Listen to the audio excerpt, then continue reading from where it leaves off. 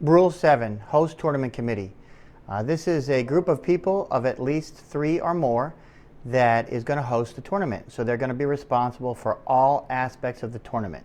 Okay, and there's a list under Rule 7 of all the things they do. But very simply, they do everything. They're basically the umpires of the tournament when the umpire is not on the field umpiring. Host Tournament Committee elections. The host tournament committee has to decide on a number of things before the tournament starts, and then they have to provide this information to the teams and the players before the tournament starts. So let's just go through the list pretty quickly. Some of these items are for 8-go polo and above, and some are for any polo, and I will just let you know. Okay, first thing the host tournament committee must do is make sure all the players playing in the tournament are eligible to play. That's Rule 2, Section C. Next, the host tournament committee has to get any variances and provide those variances to the players. That's Rule 11B. The host tournament committee also has to make sure that the 10-yard safety zones on the sides of the field are delineated and respected. In other words, they have to make sure the field has those safety zones. Okay, that's Rule 12B, as in boy. The next thing would be duration of periods. Okay, so in polo under 8 goals, they don't have to do anything.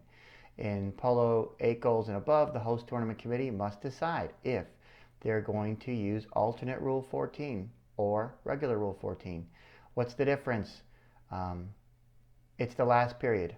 If they choose alternate Rule 14, which can only be chosen for 8 goals and above, then the last period will end at 7 minutes if it's not tied.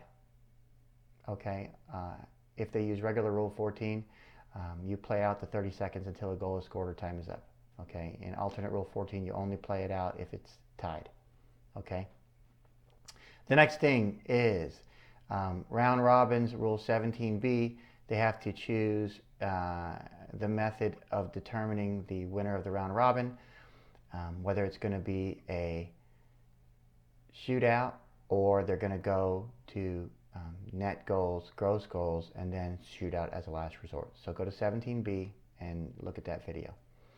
The next thing they will have to choose is whether the tournament is going to be played on the open or handicap, Rule 19D, as in dog.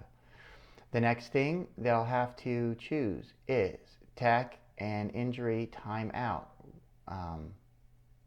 and injury meaning people or horse. That's Rule 21F through G, and that election can only be made in polo 8 goals and above. So it would be alternate Rule alternate Rule 21, and the sections that are appropriate are F through G. So what is that? That talks about how horse timeouts and regular timeouts are done, and it's too long to go through it on this one, so just go to the video for Rule 21 and alternate Rule 21, and it'll be in there. Okay, it's not that complicated, it's just a lot of stuff. Okay, the next thing the host tournament committee will have to decide is penalty box. Well, Rule 33B as in boy. Where is the penalty box going to be? Okay, that's it, pretty much.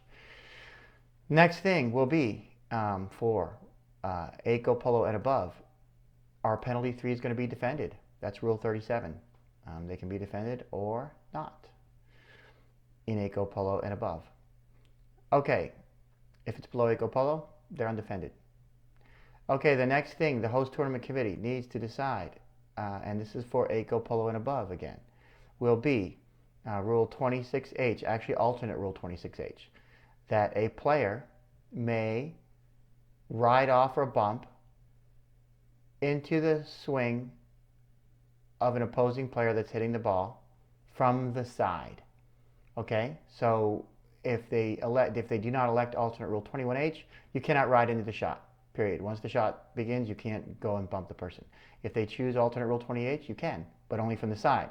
Riding in from behind is always a foul, no matter what the host tournament committee chooses, and riding over the ball without making contact is always a foul, no matter what the host tournament committee chooses.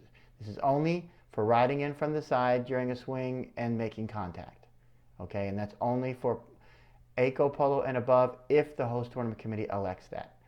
Alternate Rule 26H. Okay, and that's it. There's 10 things, and 1, 2, 3, 4 of those things can only be elected in AICO Polo and above. The other ones, the host tournament committee has to decide in any polo, or has to do. Some of them are duties. So basically, host tournament committee, the rules committee has really held your hand to the fire here. You're going to have to get a host tournament committee together, and you're going to have to actively make decisions. And that's a good thing. I can't tell you how many small clubs I go to, and they don't even have a host tournament committee. So we have to get the manager together and a couple of the other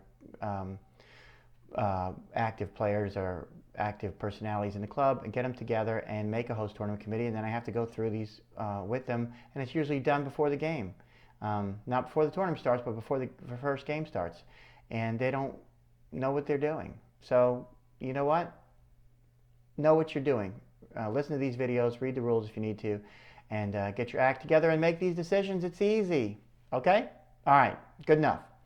So, identify your host tournament committee early on and make them all well known to all the people participating in the tournament.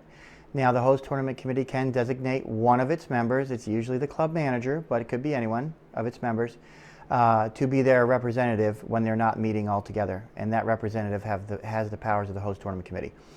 So they'll make decisions on the spot that need to be made, whatever they happen to be.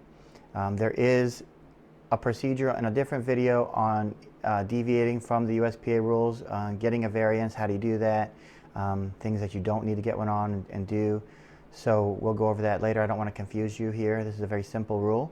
The host tournament committee can impose further penalties on teams and disciplinary action beyond what the umpire does on the field. And its authority is final, except to the Board of Governors via a protest procedure, which is covered in a different area of this rulebook. We'll go over that as well.